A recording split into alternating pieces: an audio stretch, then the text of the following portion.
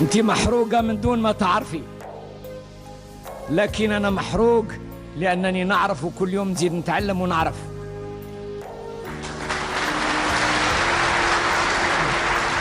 ولكن المهمة نتاعك والمهمة نتاعي يختلفوا في شيء.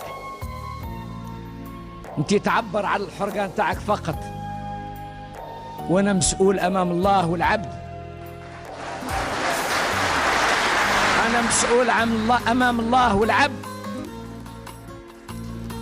والحرقة نتاعي تقتضي أن نجمع الشمل، أن أجمع الشتات. وأنا لا أقبل من أحد أن يشوه سمعة الجزائر ولا سمعة الإسلام.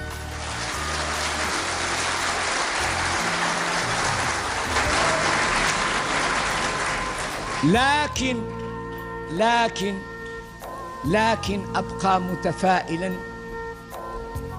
لأن يد الرحمة بدأت تنزل على قلوب الشعب الجزائري.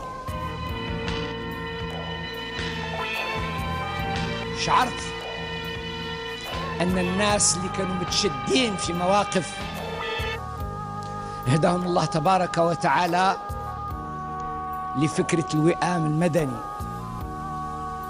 ومن بعد ما قبلوا فكرة الوئام المدني قلنا الوئام الوطني،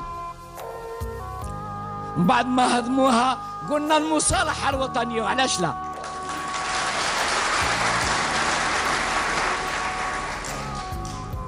طيب، تصفيقكم يدل على أنكم أكبر شعب وأعظم شعب وأحلم شعب.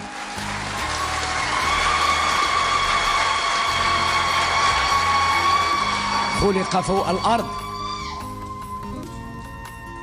ولو خيرت أن أكون من شعب الله المختار لطلبت من الله تبارك وتعالى أن يخلقني مرة أخرى جزائري.